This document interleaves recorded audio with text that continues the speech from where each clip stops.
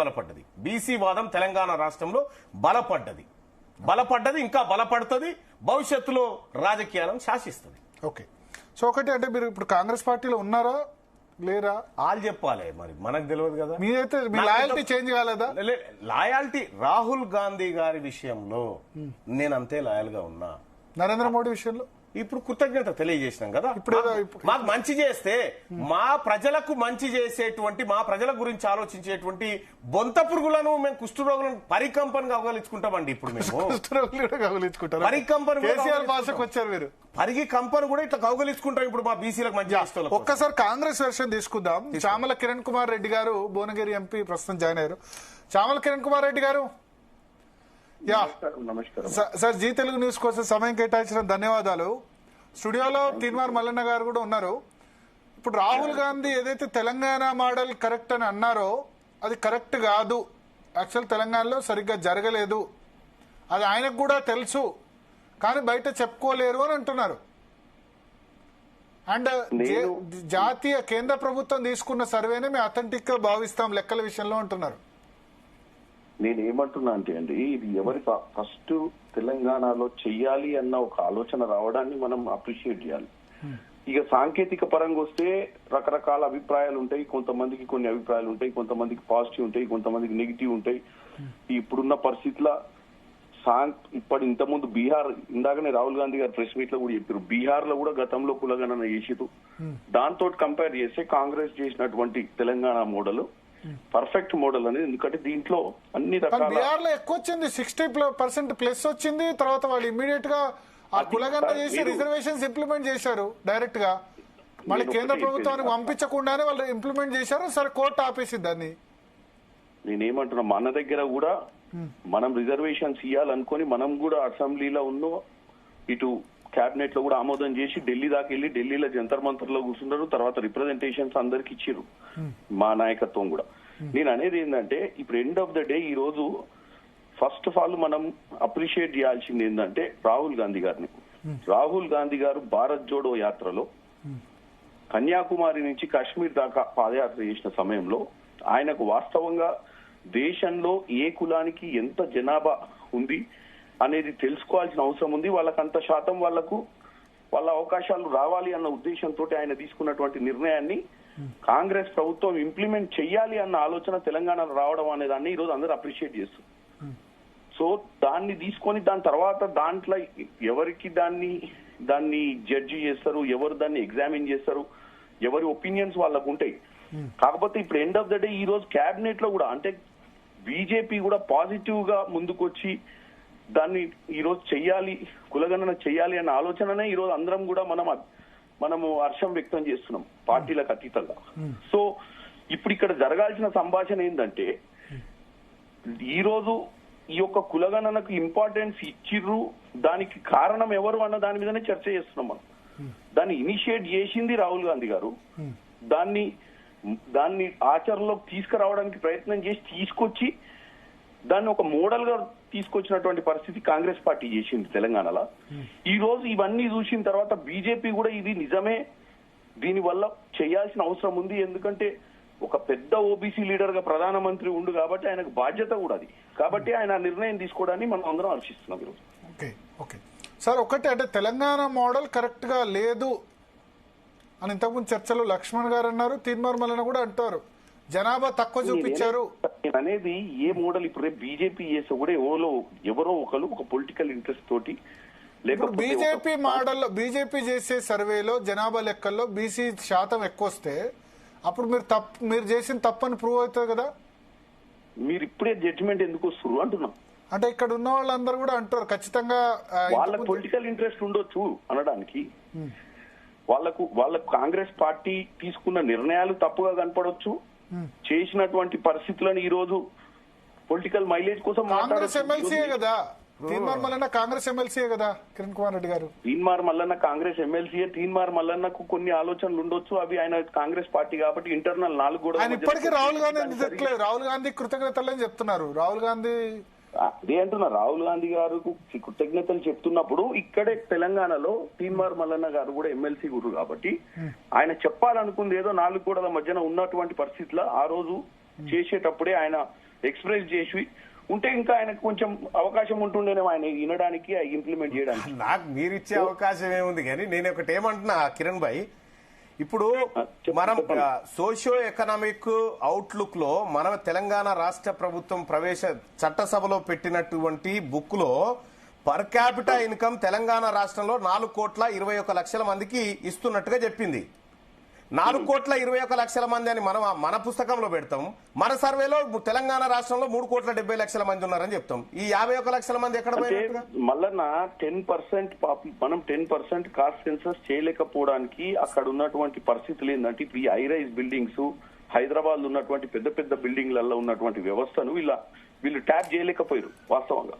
దాన్ని సీఎం గారు కూడా క్లియర్ గా చెప్పిండు. 10% అప్రాక్సిమేట్లీ ఈ క్లస్టర్స్ 100 హౌసెస్ కి ఏదైతే క్లస్టర్ ఏర్పాటు చేసి పనిచేసినటువంటి విధానంలో వాళ్ళు ట్యాప్ కాలేదు. వాళ్ళకి మళ్ళీ డెడ్ లైన్స్ పెట్టి మళ్ళీ మనం ఒక టోల్ ఫ్రీ నెంబర్ పెట్టి తర్వాత ఇంకో విధంగా పెట్టి end of the day Teenmar Mallanna end of the day మనం చేయాలనుకుంది ఏంటంటే, ఎవరో ఒకరిని అసైడ్ చేయాలని ఇంట్రెస్ట్ లేకుండే.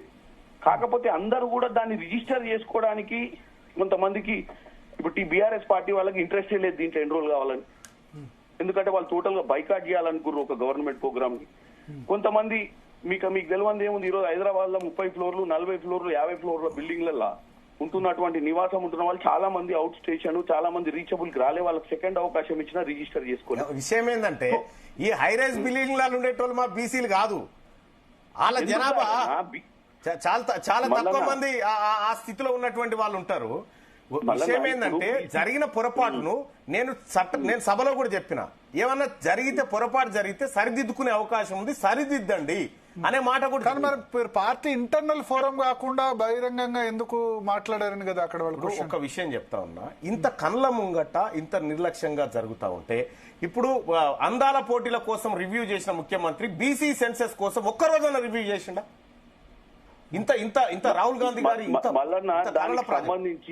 దానికి సంబంధించి ఉత్తమ్ కుమార్ రెడ్డి గారు, తర్వాత దానికి సంబంధించినటువంటి బీసీ శాఖ మంత్రి గారు పొన్నం ప్రభాకర్ గారు, వీళ్ళందరూ ఒక కమిటీ వేసిర్రు. అంటే గురించి కిరణ్ కుమార్ రెడ్డి గారు మీరు చెప్పిన కమిటీ బీసీ కూడా పొన్నం ప్రభాకర్ గారు మంత్రివర్గం ఉత్తమ్ కూడా ఉన్నారు దానిలో.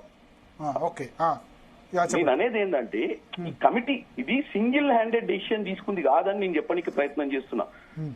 నేనేమంటున్నా అంటే, ఒక ముఖ్యమంత్రి గారు తీసుకున్న డెసిషన్ కాదు, ఒక ఇండివిజువల్ గా ఒక ఆఫీసర్ తీసుకున్న డెసిషన్ కాదు, ఏం కాదు. ఇది అందరూ క్యాబినెట్ లో ఒక కమిటీ వేసి ఆ కమిటీ ద్వారా ఏం చేస్తే బాగుంటది అని చెప్పి డిస్కషన్ చేసినటువంటి ప్రక్రియని.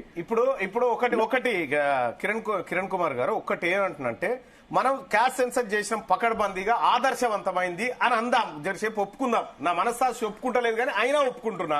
ఈ లెక్కలు ఏ రోజు బయట పెడతారు? ఇవి కులాల వారిగా ఈ లెక్కలు కులాల వారిగా బయట పెట్టాల్సిన అవసరమే ఉంది. ఇప్పుడు ఎందుకు పెడతారు కదా, ఏదో డెడ్ లైన్. ఇప్పుడు మనం మీరు అడిగిరు కాబట్టి అటువంటిది ఏమన్నా ఉందా? ఉంటది, ఎందుకు ఉండదు? రేపు లెక్కలు బయట పెట్టాల్సిందే కదా. ఎందుకంటే రాహుల్ గాంధీ గారు పాదయాత్ర ఇక్కడ మల్లన్న అడిగేది ఏంటంటే, ఇప్పుడు మీ భువనగిరి పార్లమెంట్ లో ఉంది, భువనగిరి అసెంబ్లీలో ఇంతమంది బీసీలు, ఇంతమంది ఎస్సీలు, ఇంతమంది ఎస్టీలు ప్లస్ కులాల వారిగా బీసీలో మున్నూరు కాపు ఎంత, ముదిరాజ్ ఎంత, రెడ్డి ఎంత. నేనేమంటున్నా అంటే, భరత్ గారు రాష్ట్ర వ్యాప్తంగా ఫస్ట్ చేసిరు సెన్సస్, రాష్ట్ర వ్యాప్తంగా డిక్లేర్ చేశారు ఫస్ట్ సెన్సస్ ఎట్లా వచ్చినాయి, బీసీబీ, బీసీఏ, బీసీడీ, ఎస్సీలు ఎట్లున్నారు అనేది వాళ్ళు చేయాల్సిందే. ఎందుకంటే ఈ రోజు రాహుల్ గాంధీ గారు అడిగింది ఏంది, భారతదేశంలో ఏ కుల ప్రాతినిధ్యంలో ఎంత జనాభా ఉంటే అంత హక్కు ఉండాలి అన్న ఆలోచనతోటే కదా మనం చేసింది.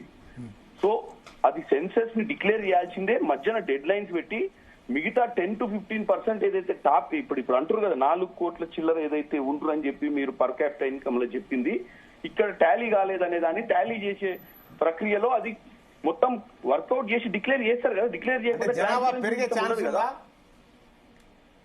హలో, జనాభా పెరిగే ఛాన్స్ ఉందా మళ్ళొక్కసారి ఈ లెక్కలు సరి చేసినాక? అంటే నీకు మిగతా వాళ్ళు రిజిస్టర్ చేసిన వాళ్ళు వస్తే పెరుగుద్ది కదా, అది ఎంత పెరుగుద్ది అనేది ఎట్లా చెప్పాలి? ఏమంటున్నా, మిగతా వాళ్ళు ఎంతమంది రాలేదనేటువంటి లెక్క మనం చెప్పినప్పుడు ఈ లెక్క మీకు ఎట్ట తెలిసింది? 16 లక్షల మంది ఇందులో పాల్గొనలేదనేటువంటి లెక్క ఈ రాష్ట్ర ప్రభుత్వానికి సెన్స్ వాళ్ళ ఇంటికి పోకముందుకే ఎట్ట తెలిసింది? అంచనాలు ఇప్పుడు మనకు పర్ క్యాపిటా ఇన్కమ్ ఎట్లయితే అంచనాలు వేసినామో ఆ అంచనాల ప్రకారం ఎంత పర్సెంటేజ్ అయింది, ఎంత పర్సెంటేజ్ కాలేదని తెలుస్తుంది కదా జనాభా మనకు. అయితే ఒకటి ఇది మీరు అన్నట్టు మల్లన్న గారు మీరు అన్నట్టు అక్యురసీ ఉండదు అంటిల్ అన్లెస్ 1+1 అని కౌంటింగ్ చేసినంత మటుకు accuracy ఉండదు. 1%, 2% మేము కూడా యాక్సెప్ట్ చేస్తాం. పొరపాట్లు ఉంటది, 1-2% ఉంటది, కానీ ఇంత శాతంలో ఉండదు. ఇంత శాతం అంటే ఎంత శాతం? 10%. 10% హిందూ బీసీలే 56% ఉంటారు. ఉంటారు. 52% పై చీకుంటారు 6% హిందువులు అంటే 6% తక్కువ వచ్చింది. ఆ తర్వాత ఇప్పుడు ఒక 10% మంది బీసీ ముస్లింస్ వస్తారు. 62 నా అంచనా ప్రకారం 61 నుంచి 62% బీసీలు తెలంగాణ రాష్ట్రంలో ఉంటారు. భువనగిరి పార్లమెంట్ తీసుకుందాం. మీరు అప్పుడు పోటీ చేయాలనుకున్నారు. ఇప్పుడు కిరణ్ కుమార్ రెడ్డి గారు ఎంపీ. మా ఎంపీ గారు ఆయనే. మీ ఎంపీ గారు. సో మీ ఎంపీ గారు కాబట్టి ఎంత % ఉంటారు దానిలో బీసీలు ఎంత ఉంటారు? మాది ఇసపెట్టు వాళ్ళు ఎంతమంది ఉంటారో అడుగు ఫస్ట్. అన్నా నేను ఒకటే చెప్తున్నా, నేను ఈ మధ్య ఒక ఇంటర్వ్యూ కూడా చెప్పాను. రెడ్డిస్ ఎంత సంఖ్యలో ఉంటారు అడుగుతా డైరెక్ట్ గా. మా లెక్కలు చెప్పకపోతే మీ అన్న చెప్పుర్రన్నా. అరే చెప్పేది ఏముందన్నా, 7 to 10% మధ్యన ఉంటాం. ఎవరు స్టేట్ పాపులేషన్ లో అంతేనా? నేను అనేది యావరేజ్ గా చెప్తున్నా. ఇక్కడ ఎంతురు, భువనగిరిలో ఎంతురు, ఇక్కడ ఎంతురు అని చెప్పకుండా నేను చెప్తున్నా యావరేజ్. 7 to 10% చెప్పండి అన్న. 7 to 10% అంటే తెలంగాణ పాపులేషన్ 3,70,00,000 అంటే 10% అంటే 37 లక్షలు ఉంటారు.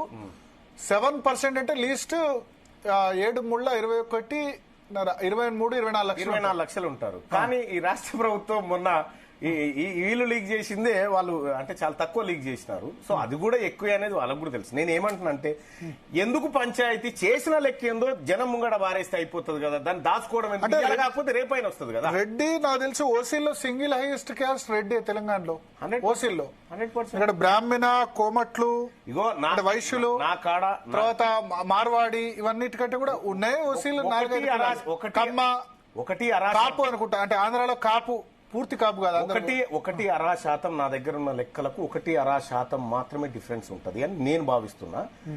తెలంగాణ రాష్ట్రంలో ఓసీలలో ఎక్కువ శాతం ఉన్నది రెడ్లు. ఎంత శాతం ఉన్నారు వాళ్ళు అనంటే 3 నుంచి 5% మధ్యలో ఉంటారు వీళ్ళు. 3 నుంచి 5%. తెలంగాణ రాష్ట్రంలో సో అంటే ఇప్పుడు ఒకవేళ 4 కోట్ల జనాభా అనుకుందాం. 4 అంటే 3 నుంచి 5 అంటే 20 లక్షల వరకు, 12 నుంచి 20 లక్షల మధ్యలో ఉంటుంది. అంత కూడా ఉండదు.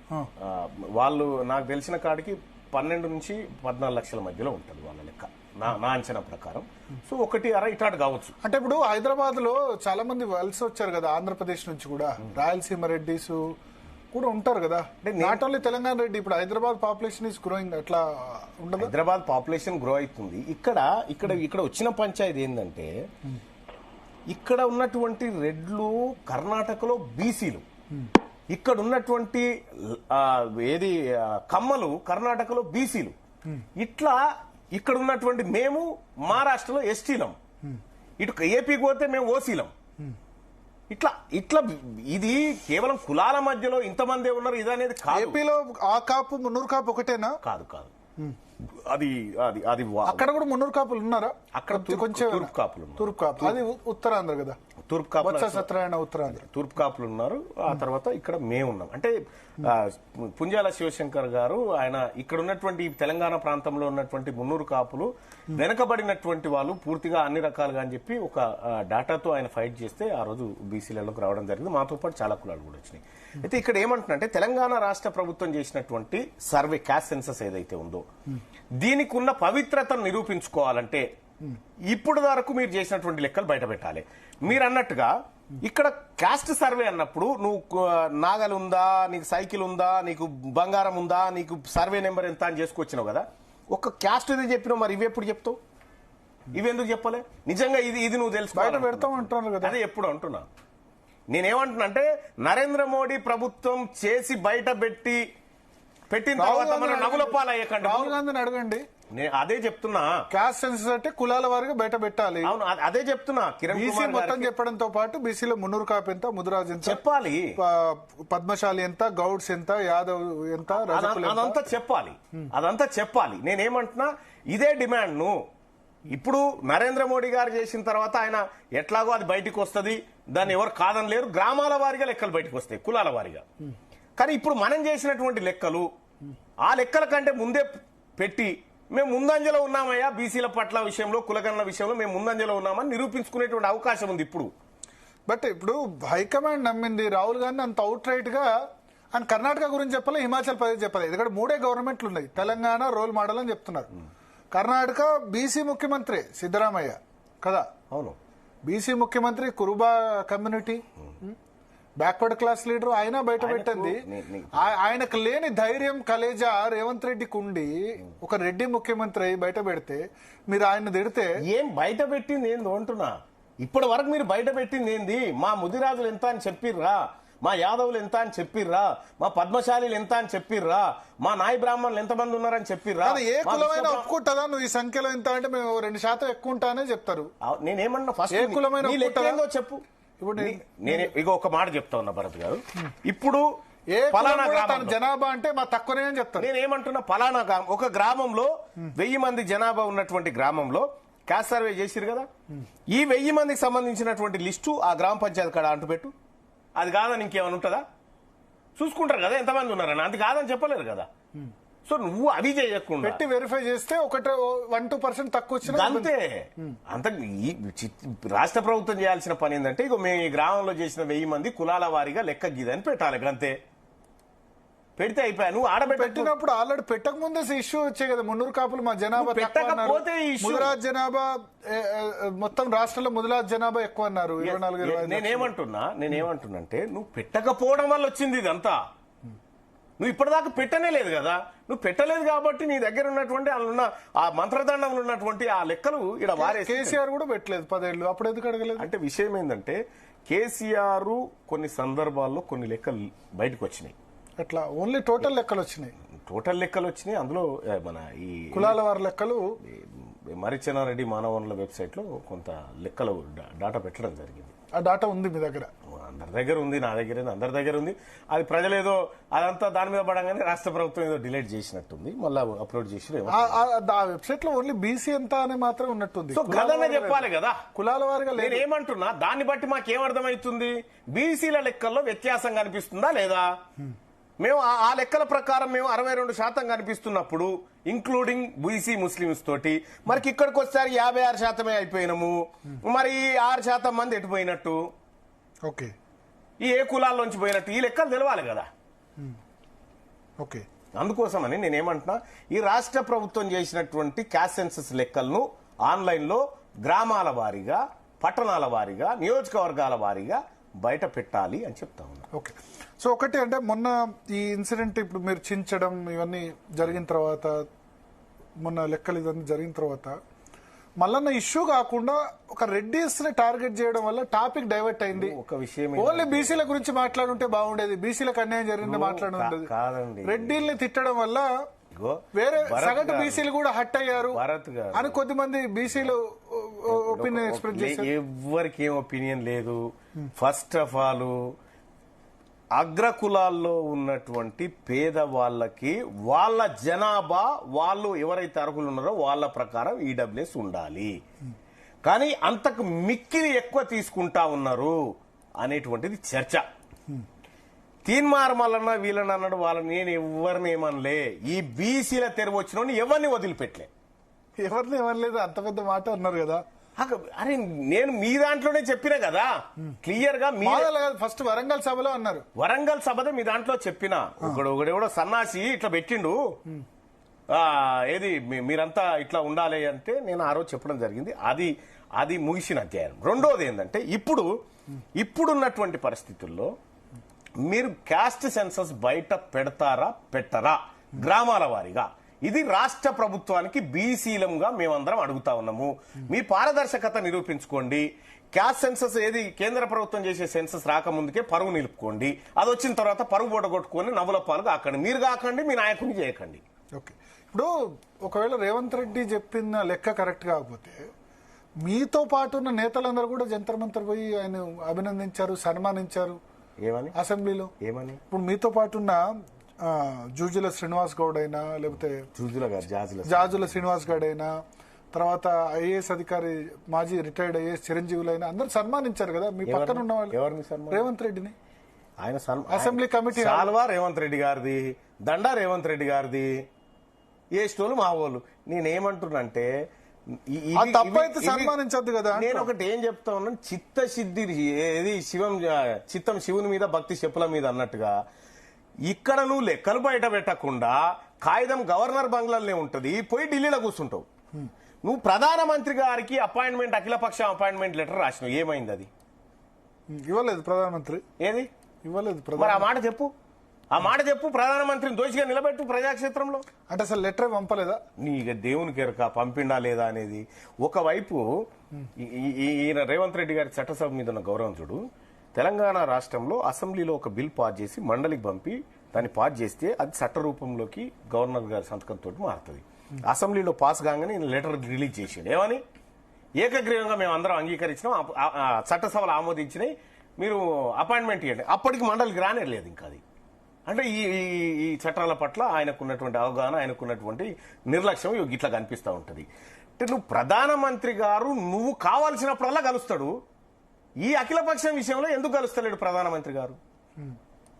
మేరే బడే బాయ్ అంటివి పోయి ఆ బడే బాయ్ టైం నువ్వు ఆడ బడే బాయ్ అనగానే రాహుల్ గాంధీ గారికి కోపం వచ్చే, మళ్ళా గుజరాత్ కాడికి పోయి అడిగే పెట్టని అని మళ్ళా కవరేజ్ మళ్ళా కవరేజ్కి దిగినావు. సరే మీ మధ్యలో లక్ష్యం ఉండొచ్చు, నాకు అనవసరం. కానీ నేను చెప్పేది ఒకటే, కులాల వారీగా మా లెక్కలు ఎప్పుడు బయట పెడుతుంది తెలంగాణ రాష్ట్ర ప్రభుత్వం. ఇది మా నుంచి వస్తున్నటువంటి డిమాండ్. ఇప్పుడు నువ్వు చేయకపోతే రేపు పొద్దుగా లాగది. అది ఎట్లా రావన్నా 2026లో కేంద్ర ప్రభుత్వం చేస్తుంది, దానికో మళ్ళీ 6 నెలలు సంవత్సరం పడుతుంది. 2027 వరకు లెక్కలు వస్తాయి. తర్వాత కూడా తెలంగాణ రాష్ట్రంలో నువ్వేందో నీ బలమేందో నీకు తెలిసిన తర్వాత నువ్వు ఎందుకు ఊకుంటావు? ఇప్పుడు తెలిసింది కదా బలం. ఏం తెలిసింది? 46% అయితే పెద్దదే కదా. 46% పెద్దదే, 46% పెద్దదే. కానీ మేమున్నంత పెద్దది కాదు. అది ఇంకా మేమున్నంత పెద్దది కాదు. 5%, 6% తక్కువ. 6% తక్కువ అన్నట్టు. 6% తక్కువ. 6% బీసీల జనాభాని కోత పెట్టారు, 6% ఓసీలలో పెంచి చూపించారు. నేనేమంటున్నానంటే భవిష్యత్తులో అంటే రెడ్ల దాంట్లోనే ఎక్కువ చూపించారు కొద్దిగా. అయితే సరే, అది కొద్దిగా అది ఏంటంటే ఆ సీఎంఓ నుంచి లీక్ చేసారు. అది ఆ కాగితం లీక్ చేసి 18 లక్షలు అన్నారా? ఏదో ఒకటి చెప్పారు కదా, దాని లెక్క అది మనకు అక్యురేట్ గా తెలియనప్పుడు ఎందుకు సూచాయగా అనుకుందాం. కానీ వాళ్ళ నుంచి ఈ లెక్క లీక్ అయిందంటే అంతకంటే చాలా తక్కువ ఉంటుంది ఇంకా. ఎందుకంటే క్యాస్ట్ సెన్సస్ లో పాల్గొనదే అప్పర్ క్యాస్ట్, వాళ్ళ దగ్గాల లెక్క. కానీ ప్రతి బీసీ పాల్గొంటే వీళ్ళది తగ్గిపోయింది, వాళ్ళది పెరిగిపోయింది. సరే, రకరకాలైనటువంటి అనుమానం ఉంది. సరే, చేసిన ఏదో ఒక లెక్క. ఈ రాష్ట్ర ప్రభుత్వం కులాల వారీగా జాబితా ప్రకటించి మీరు 54, 55 కాలమ్స్ పెట్టి ఏదైతే డాటా ప్రతి కాలంలో మీరు సేకరించిన డాటా మీరు ఎప్పుడు బయట పెడుతున్నారు, అప్పుడు ఆదర్శవంతమైన సర్వే, రోల్ మోడల్ అయిన సర్వే అవుతుంది. అది మీరు మలిసి మీ బ్యాగులలో పెట్టుకున్నంతసేపు ఆ డాక్యుమెంట్స్ అది ఆదర్శవంతమైన సర్వే అనిపించుకోదు. ఈ విషయంలో రాహుల్ గాంధీ గారు పదే చెప్పినప్పటికి కూడా రాహుల్ గాంధీ గారిని కూడా వీళ్ళు రాంగ్ గైడ్ చేసినారు. అద్భుతం జరిగిపోయిందని. ఆ తర్వాత మేము కన్విన్స్ చేసి ఎస్ ఇది తప్పు అనేటువంటి భావన ఆయనలో తీసుకురాగలిగినాం విత్ డాటాతో. అవునా? కలిసారా మీరు రాహుల్ గాంధీ? అది ఏం చేసినాం అనేది సెకండరీ. కానీ ఏం చేయాలో అది చేసినాం.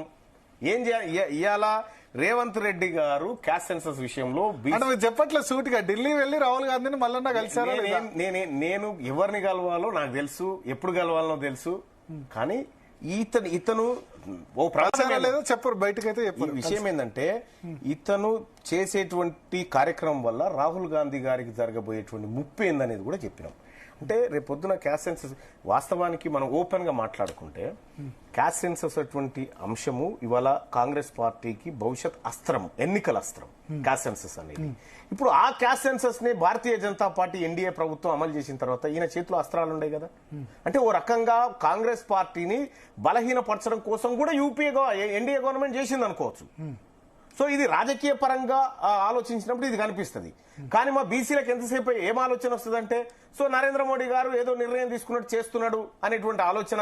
ఇది రాహుల్ గాంధీ గారి డిమాండ్ వల్ల అని చెప్పి ఇంకొక కొంతమంది, లేదు సుదీర్ఘకాలంగా బీసీలకు జరుగుతున్నటువంటి అన్యాయం కారణంగా ఉద్యమకారులు చేసినటువంటి కార్యక్రమానికి ఇది ప్రతిఫలం అని చెప్పి అని అనుకుంటారు.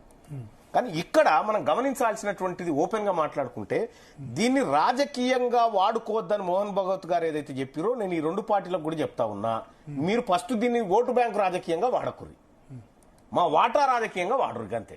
ఓకే, ఓటు బ్యాంక్ రాజకీయం అంటే మేము క్యాస్ట్ సెన్సస్ చేసినాం కాబట్టి బీసీలంతా మాకే ఓట్లేయాలి అడుగుతారు కదా. ఏమని అడుగుతారు, వాళ్ళు అడుగుతారు. రాహుల్ గాంధీ నేను ఫైట్ చేశా కాబట్టి ఇచ్చానని అంటారు. అనరా? నేనేమంటున్నా, ఇప్పుడు పార్లమెంట్ లో బిల్లు పెట్టి బీసీలకు వాళ్ళ జనాభా దామాషా ప్రకారం ఎలక్షన్ లో ఎన్నికల్లో కూడా వాళ్ళకు వాటా ఇవ్వనండి. కానీ కులాల వారిగా కొట్లాడుకోవడం మంచిది కాదు కదా. ఇప్పుడు నేనేమంటున్నా, ఇప్పుడు ఎస్సీలలో కులాలను లెక్క పెడతాం, ఎస్టీలలో లెక్క పెడతాం, వాళ్ళ మధ్యలో ఏం కొట్లాటలేవే అయినే కదా వర్గీకరణ విషయంలో రిజర్వేషన్ మాదిగా. నేనేమంటా, వాళ్ళకున్నట్టు 30 సంవత్సరాలు ఫైట్ చేసుకుని అసలు ఎస్సీ ఇష్యూస్ పక్కకు పోయి 15 వాళ్ళు కొట్లాడుకోగా వాళ్ళ రిజర్వేషన్ లో హెచ్చు తగ్గులు లేవు. వాళ్ళ రిజర్వేషన్ లో హెచ్చు తగ్గులు లేదు. ఒక ఇంట్లో ఉన్నటువంటి అన్నదమ్ములు వాళ్ళ ఆస్తుల పంపకాలు జరిగినాయి అంతే. కానీ వాళ్ళ లెక్కలు ఇవ్వాలి కదా. 1952 నుంచి బయట పెడతా ఉంటే వాళ్ళలో ఏ గొడవ లేదు కదా. మరి మా దాంట్లో ఎందుకు గొడవలు వస్తాయి? రావు. ఇవి కేవలం ఈ లెక్కలు బయట పెట్టడం ద్వారా బీసీలో మేల్కొలుపు వస్తుంది. బీసీలు చైతన్యవంతమైతే అగ్రవర్ణాలకు అధికారం దూరం అవుతుంది అనేటువంటి కుట్ర తప్ప ఇంకొకటి కాదు. ఇప్పుడు రాహుల్ గాంధీ మీరు చెప్పిన దాంతో కన్విన్స్ అయినాడా? ఏది పంపించిన దాంతో ఇక్కడ తప్పు జరిగిందని అది కనిపిస్తుంది మాకు. కన్విన్స్ అయింది. ఎక్కడ కనిపిస్తుంది? మొత్తం ప్రెస్ కాన్ఫరెన్స్ లో 10 నిమిషాలు రేవంత్ రెడ్డి ఏమంటున్నా, ముందే చెప్పిన కడుపు చించుకుంటే పార్లమెంట్ లో కూడా కడుపు చించుకుంటే కాళ్ళ మీద పడుతుంది. తన మాటను తను నియమించినటువంటి ముఖ్యమంత్రి ఈ విధంగా దెబ్బ కొడతాడని ఆయన కూడా ఎక్స్పెక్ట్ చేయలేదు. కానీ క్యాస్ట్ సెన్సస్ రోల్ మోడల్ అని మాత్రమే చెప్పగలుగుతాడు. మా ముఖ్యమంత్రి తప్పు చేసిండా, మా ప్రభుత్వం లెక్కలు ఆగం చేసిందని చెప్పగలుగుతాడా? చెప్పరు కూడా ఎవరు. ఆ ప్లేస్ లో మోడీ గారు ఉన్నా కూడా చెప్పలేరు. కానీ అంతర్గతంగా ఆయన అంతరాత్మకు మాత్రం తెలుసు ఇక్కడ కొద్దిగా మోసం జరిగింది అనేటువంటి మాట. అది మేము చెప్పగలిగినాం. ఓకే, ఇప్పుడు సరే బీజేపీ అనుకూలంగా నిర్ణయం తీసుకుంది కాబట్టి మళ్ళీ అటువైపు ఏమన్నా చూస్తారా? కాంగ్రెస్ పార్టీ సస్పెండ్ అయ్యాడు. మేము ఎటువైపు చూడము. నా చూపు బీసీల వైపే. ఏదో ఒకటి ఉండాలి కదా రాజకీయ పార్టీ అంటే. రేపొద్దు ఇది కాకపోతే బీసీలకి ఇక రాజకీయాలు చేయరాదు. రేపొద్దున స్థానిక సంస్థల ఎన్నికల్లో మేము బీసీలం బీఫామ్లు ఇస్తాం. మీరు రాసి పెట్టుకోండి. బీసీ పార్టీ కాంగ్రెస్ బీజేపీ ఏ పార్టీ లేదు. ఇక సరిపోయింది. వీళ్ళ మామిడికాయ తొక్కి ఏ టేస్ట్ ఉంటుందో తెలుసు, వాళ్ళ దోసకాయ తొక్కి ఎట్టుంటుందో తెలుసు. ఈ టేస్టులన్నీ అయిపోయినాయి ఈ దేశంలో, ఈ రాష్ట్రంలో. మరీ ముఖ్యంగా బీసీలకు ఏం కావాలనో రాజకీయంగా ఆ రకమైనటువంటి రాజకీయాలు కొత్త రాజకీయ పార్టీ పెడతారు. అంటే ఏం చేస్తాం అనేది మీరు వెయిట్ అండ్ సీ. అంటే బీఫామ్ అంటే ఖచ్చితంగా బీసీలము, మా బీసీలము బీఫాములు మేము ఇచ్చుకుంటాం. ఎట్లా సర్పంచ్ ఎన్నికల్లో బీఫామ్ ఉండదు. ఎంపీటీసీ జెడ్పీటీసీలో ప్లస్ మున్సిపాలిటీ కూడా పక్కా. బీసీ పక్షం కూడా పోటీ చేయబోతా ఉంది. బీసీ పక్షం మెజార్టీ ప్రజలైనటువంటి బీసీలు రాబోయే స్థానిక సంస్థల ఎన్నికల్లో అధ్యక్షులు ఎవరు? ఏది తీర్మానం అధ్యక్షులు లేదు బాయ్ సాబ్. ఇంకా నేనేమంటున్నా, మేము మా వ్యూహాన్ని ఇప్పుడే ఎందుకు రివీల్ చేస్తాము? కలిసి వస్తారా? మరి మీతో కలిసి వస్తారా? ఎవరు మీతో కలిసి వచ్చే వాళ్ళు? మేము చేయాల్సిన ప్రక్రియ అంతా చేసినాము. ఇప్పుడు మేము వార్ టైం కోసం వెయిట్ చేస్తాం. ఇప్పుడు అంటే మీతో పాటు వరంగల్ సభలో పాల్గొన్న వాళ్ళు మళ్ళీ రకరకాలుగా మళ్ళీ చెల్లా చెదరైపోయినారు. ఆర్ కృష్ణయ్య పాల్గొన్నారు, ఆయన బీజేపీలో ఉన్నారు. నేనేమంటున్నా, చెల్లా చెదరైపోయినారు. లీడర్లు ఎప్పుడు కూడా వివిధ అంశాల చుట్టూ తిరుగుతూ ఉంటారు. అల్టిమేట్ గా ప్రజలు ఎవరి పక్షాన ఉంటారనేదే ఫైనల్. తెలంగాణ రాష్ట్రం కోసం పోరాడుతున్నటువంటి క్రమంలో టీఆర్ఎస్ పార్టీ, ఇంకో పార్టీ రకరకాల పార్టీలు పుట్టినాయి, పోయినాయి. ఓకే, అల్టిమేట్ గా ప్రజలు ఎవరి వైపు ఉంటారో వాళ్ళు విజయం సాధిస్తారు. ఈ యుద్ధంలో కూడా అల్టిమేట్ గా బీసీ ప్రజలు ఎవరిని విశ్వసిస్తారో వాళ్ళ యుద్ధం. కానీ బీసీ పోరాటం వేరే ఒక పర్టికులర్ కాస్ట్ కి, రెడ్డికి వ్యతిరేకం కాదు. ఇక ముందు వాళ్ళ గురించి ఆ కామెంట్ చేయాలంటే అనుచిత వ్యాఖ్యలు అనుచిత వ్యాఖ్యలు బీసీల మీద చేస్తే ఊరుకోము. అనుచిత వ్యాఖ్యలు బీసీల మీద చేస్తే చూస్తూ ఊరుకోము. రెండోది, ఇది మేము చెప్తా ఉన్నాం, దయచేసి మాకు వాళ్ళ ఓట్లు వద్దని చెప్తా ఉన్నాము. మా ఓట్లు అడగకుర్రి, మేము క్లియర్ గా ఉన్నాము. మా ఓట్లు మాకు సరిపోతాయి గెలవడానికి, ఇంకా మిగులుతాయి. కాబట్టి వాళ్ళు ఇన్ని రోజులు జరిగినటువంటి పొరపాటును సరిదిద్దుకొని బీసీలకు అధికారాన్ని అప్పగించడం ఉత్తమం. ఓట్లు ఎందుకు అడగరు? ఇప్పుడు కాంగ్రెస్ అడుగుతుంది, బీజేపీ అడుగుతుంది. అడగని బీజేపీ ఇన్ని రోజులు 90 సంవత్సరాలుగా చేయగానే కులగన్న మేము చేసామని బీజేపీ అడుగుతుంది. కాంగ్రెస్ మేము చేయబట్టి మోడీ చేస్తారని బీసీలు ఓట్లు అడుగుతుంది రాహుల్ గాంధీ. నేనేం చెప్తా ఉన్నా, ఇప్పుడు కులగణన చేసిన తర్వాత కులగణన వల్ల మొత్తం ఇక మాకు బ్రహ్మ పదార్థం తీసుకొచ్చి మా ముంగట పెడతారని ఏం లేదు. అది ఎంతవరకు ఉపయోగపడుతుంది, అది మా ఉద్యమాలకు బీసీలో చైతన్యం రావడానికి ఎంతవరకు అల్టిమేట్ గా మీ వాటా మీకు, మా వాటా మాకు విద్యా దక్కాల్సిందే. ఉద్యోగాలు, పొలిటికల్ రిజర్వేషన్ అంతే. దట్ ఎండ్ అక్కడతో అది రావాల్సిందే, అది రావాల్సిందే. ఇప్పుడు నరేంద్ర మోడీ గారి విషయంలో ఇప్పుడు మీరు చెప్పినారు, నరేంద్ర మోడీ గారు దీనికి అనుకూలంగా నిర్ణయం తీసుకున్నారు కదా. నేను ఇప్పుడే చెప్పిన ఆ మంత్రి మండలికి నరేంద్ర మోడీ గారికి కృతజ్ఞతలు, ఈ నిర్ణయం తీసుకున్నందుకు అని చెప్పిన. ఈ విషయాన్ని లైమ్ లైట్ లో పెట్టినటువంటి రాహుల్ గాంధీ గారికి ధన్యవాదాలని చెప్పిన. ఇది అల్టిమేట్ గా ప్రజల నుంచి వచ్చినటువంటి డిమాండ్. బీజేపీ వైపు ఏమైనా చూసే అవకాశం ఉందా? నేను బీజేపీ వైపు ఇంకో వైపు చూడడానికి సిద్ధంగా లేదు. కాంగ్రెస్ సస్పెన్షన్ ఎత్తేస్తే వాళ్ళు ఎత్తేస్తారా, ఎట్లు వేసుకుంటారా వాళ్ళ ఇష్టం. ఇప్పుడు ఎత్తేస్తే నేనేమంటున్నా, పిల్ల సంసారం చేయనని వెళ్ళిపోయినా మళ్ళీ వచ్చి నేను సంసారం చేస్తా అంటే చేయన్నా వద్దా అనేది నేను ఆలోచించుకోవాలి, కానీ వాళ్ళు కాదు కదా. అంటే కాంగ్రెస్ ఎత్తేస్తే మీరు ఆలోచించుకోవాలి, వాళ్ళు కాదు. అంటే వాళ్ళు ఇప్పుడు మీరైతే అడిగారు సస్పెన్షన్ ఎత్తేమని. నేను దయచేసి దీన్ని ఇట్లే కంటిన్యూ చేయమని చెప్తా ఉన్నా. ఈ సస్పెన్షన్ ఎత్తేస్తే మళ్ళీ నేను ఆల ముచ్చటి ఎత్తుకోవాలి. నాకు ఎందుకు వచ్చిన బాధ, ఇప్పుడు హ్యాపీగా ఉన్నా కదా, ఇప్పుడు హ్యాపీగా, చాలా హ్యాపీగా ఉన్నా సస్పెన్షన్ తర్వాత. ఎందుకనంటే ఓ రకంగా చెప్పాలంటే రేవంత్ రెడ్డి గారు కృతజ్ఞతలే. నన్ను కేవలం కాంగ్రెస్ పార్టీలో ఉన్నటువంటి బీసీలకే కాకుండా అన్ని వర్గాల బీసీలకు దగ్గర చేసాడు. ఓకే, అన్ని వర్గాల బీసీలు ఆ విధంగా రియాక్ట్ అవుతున్నారు. చాలా ఎక్కడికి పోయినా ఇదే చర్చ, ఎక్కడికి పోయినా సమూహం అంతా ఒక్కటై, ఉద్యోగస్తులు, అన్ని రకాల ప్రజలు ఇవాళ మా బీసీ నాయకత్వం వెంట నడుస్తా ఉన్నారు. మేమందరం కూడా చాలా శక్తివంతంగా ముందుకు పోతున్నాం. రాబోయేటువంటి స్థానిక సంస్థల ఎన్నికల్లో బీసీల సత్తా ఏందో చూపిస్తాం. మీరు అన్నట్టు ఇప్పుడు రేవంత్ రెడ్డి చివరి ముఖ్యమంత్రి, ఓసీ ముఖ్యమంత్రి అంతే. 28 తర్వాత వేరే మళ్ళీ అది నేను కాకపోయి నేనేమంటున్నా 28 అని నేను అనుకున్నా, కానీ 28 దాకా కూడా కనిపిస్తలేదు నాకు. అవునా? 28 దాకా కూడా కనిపిస్తలేదు. నా అంచనా ప్రకారం ఇంకొక 6 నుంచి 7 నెలల్లో తెలంగాణ రాష్ట్ర ముఖ్యమంత్రి మార్పు ఉండేటువంటి అవకాశం ఉంది. రేవంత్ రెడ్డి 6 నుంచి 7 నెలల మధ్యలో తెలంగాణ రాష్ట్రంలో ముఖ్యమంత్రి మార్పు ఉండే అవకాశం 99% ఉంది. బీసీ ముఖ్యమంత్రి ఇస్తారా? బీసీ ముఖ్యమంత్రి కావచ్చు. ఎవరు ఎవరైతారు అనేది వేరు. లేకపోతే రెడ్డి వేరే వాళ్ళు? రెడ్డి లేదు, ఇక ఆ సామాజిక వర్గం నుంచి కాదు. మోస్ట్లీ బీసీ లేకపోతే ఎస్సీ, అంతే. ఎస్టీ. రెడ్డి అయితే కారు. వేరే ఓసీలో వేరే వాళ్ళు కూడా కావచ్చు. అయ్యే ఛాన్స్ ఉంది. శ్రీధర్ బాబు అయ్యే ఛాన్స్ కూడా ఉంది. అయితే మీకు యాక్సెప్టబుల్ శ్రీధర్ బాబు అయితే? ఇప్పుడు ఒక మాట చెప్తా భరత్ గారు, మాకు వాళ్ళతో పంచాయతీ లేదు. వాళ్ళ దామాషా ప్రకారం వాళ్ళు ఉంటూ వాళ్ళేదో చేసుకుంటున్నారు, వాళ్ళతో ఇబ్బంది లేదు. అంతో ఇంతో మాకు 1970 తర్వాత ల్యాండ్ సీలింగ్ యాక్ట్ తీసుకొచ్చి మా పేదవాళ్లకు దాదాపు 9 లక్షల ఎకరాల భూములు పంచింది పివి నరసింహారావు గారు. ఓకే, మాకు ఆ కృతజ్ఞత ఉంది. సో మమ్మల్ని దోపిడీ చేసిన వాళ్ళు ఎవరనే లెక్క కూడా మా తానుంది. కాబట్టి నేనేమంటున్నంటే వాళ్ళతో ఎక్కువ ప్రమాదం లేదు మాకు, కానీ మేమే కావాలని వాళ్ళు కూడా కోరుకోవాలి. బీసీలు కావాలి. ఎందుకు రేవంత్ రెడ్డి ఎందుకు మారుస్తారు 6 నెలల తర్వాత? అంటే మారుస్తారు. ఒక విషయం ఏంటంటే రాహుల్ గాంధీ చెప్పింది ప్రతిదీ తూచా తప్పకుండా గిగ్ వర్క్ మొన్న ఉబెర్ తర్వాత దీనిలో పనిచేసే వాళ్ళు, సారీ జొమాటో, స్విగ్గీ వీటిలో పనిచేసే వాళ్ళ కోసం దానికోసం చట్టం తెస్తున్నారు.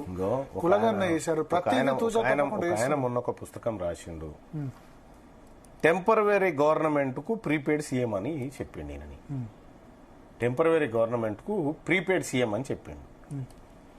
అంటే తెలంగాణ రాష్ట్రంలో వాస్తవానికి రేవంత్ రెడ్డి గారి వేటు సరిపోవట్లేదు. మొన్న కేసీఆర్ సభకు కేసీఆర్ అనేటువంటి ప్రతిపక్ష నాయకుడు రేవంత్ రెడ్డి పేరు లేకుండా 10 లక్షల మందితో 5-6 లక్షల మందితో సభ పెట్టిండు. ఈయన పేరే ఎత్తకుండా కనీసం మంత్రుల పేరు కూడా తీసుకోలే. అటు ఇటు ఆ బట్టి విక్రమార్క గారి పేరు ఏదో తీసుకున్నట్టు. కానీ సో ఇది ఓ రకంగా రేవంత్ రెడ్డి గారు ఏమనుకుంటారంటే ప్రతిపక్ష నాయకుడిని పదే బయటికెళ్ళు సభకు రాని ఎందుకు మాట్లాడతారంటే విమర్శ కోరుకుంటాడు. ఈయన పెద్దోడు కావాలంటే ఇంకొక ఆయన ఈయన ఆ స్థాయిలో ఉన్నటువంటి వ్యక్తి విమర్శించాలి కదా. సహజంగా అది కోరుకుంటాడు, అది జరగలేదు. సో అది తెలివిగా కేసీఆర్ గారు ఆయన తెలివిగా ఈయనని సైడ్ చేస్తే కేసీఆర్ గారి విమర్శలకు కూడా సరైన కౌంటర్ ఇచ్చేటువంటి పరిస్థితి మంత్రుల దగ్గర లేకుండా పోయింది. వాస్తవానికి సబ్జెక్ట్ లేక కాదు, కేసీఆర్ గారు చేసిన ప్రసంగానికి చీల్చి చెండాడేంత సబ్జెక్ట్ ఉంది, కానీ వీళ్ళకి చెప్పరాక తెలియక కాదంతా. ఇదొకటైతే ఇప్పుడున్నటువంటి మంత్రిమండలి కానీ ముఖ్యమంత్రి గారు కానీ కేవలం రాహుల్ గాంధీ గారు ఏదైతే చెప్తా ఉన్నారో అది మేము ఇంప్లిమెంట్ చేస్తున్నాం పైకి చెప్తా ఉన్నారు, కానీ లోపల జరిగే కార్యక్రమాలు వేరు. ఈ లోపలి వ్యవహారాలు ఆయనకు తెలుసు, అందుకని మారుస్తారు. నేను బలంగా నమ్ముతా ఉన్నా. మార్చడం అంటే తెలంగాణ రాష్ట్రాన్ని ఒక ముఖ్యమంత్రిని మార్చడమే కాదు, తెలంగాణ రాష్ట్రం మీద ఒక సరికొత్త ప్రయోగాన్ని కాంగ్రెస్ పార్టీ చేయబోతుంది కూడా. సరికొత్త ప్రయోగం. వాళ్ళు దేశానికి రోల్ మోడల్ అనే మాట ఎందుకు మాట్లాడుతుండు పదే పదే రాహుల్ గాంధీ గారు అనేది మీరు ఇండెప్త్ గా ఆలోచన చేయండి. ఏం చేస్తారు ప్రయోగం అంటే ఇక్కడ అంటే ఇప్పుడు రాహుల్ గాంధీ గారు కొన్ని పదాలను వాడుతూ ఉన్నారు. జితనే ఆబాది ఉతనే ఇసేదారి అని చెప్పి ఒక మాట మాట్లాడుతున్నారు చూడు. ఇక్కడ ఉన్నటువంటి సంపద విషయంలో, ఇక్కడ ఉన్నటువంటి నాంచన ప్రకారం సంపద విషయంలో, ఆపర్చునిటీస్ విషయంలో దామాషా ప్రకారం వాటా పంచే అవకాశం కనిపిస్తా ఉంది. పంచి దీన్ని దేశానికి రోల్ మోడల్ గా ఇక మేము ఇక్కడ ఇది చేసినాం, రేపు ఇక్కడ దేశంలో చేస్తామని వాళ్ళు చెప్పబోతున్నట్టుగా నాకు అర్థమైంది. దాని ప్రకారం మెజారిటీ ప్రజలను గవర్నమెంట్ లోకి ఇన్వాల్వ్ చేసేటువంటి కార్యక్రమాన్ని రాహుల్ గాంధీ తీసుకోబోతా ఉన్నారు. ఇది ఒక రోల్ మోడల్ అనేటువంటి మాట ఆయన పదే పదే ఎందుకు చెప్తా ఉన్నాడు, ఇది ఈయనకు కూడా అర్థమైంది. ఆయనే అంటుండు, నేనే చివరి సీఎం అయినా పర్లేదు, నువ్వు అన్నా కాకపోయినా అదే ఫైనల్. రాహుల్ గాంధీ గారు ఈ తెలంగాణ రాష్ట్రంతో చేయబోతున్నటువంటి సరికొత్త ప్రయోగమే వీటిలో కూడా రిజర్వేషన్ ఇస్తారా?